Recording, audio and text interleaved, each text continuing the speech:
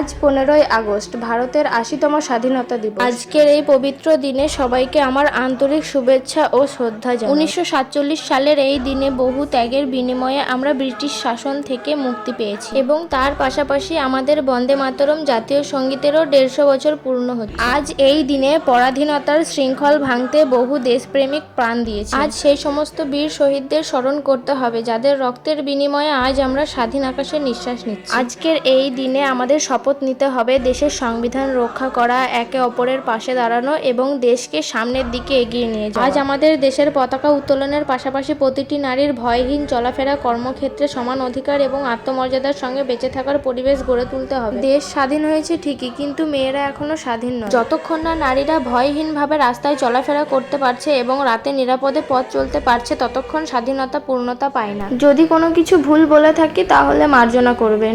Joy Hind, Joy Bharat.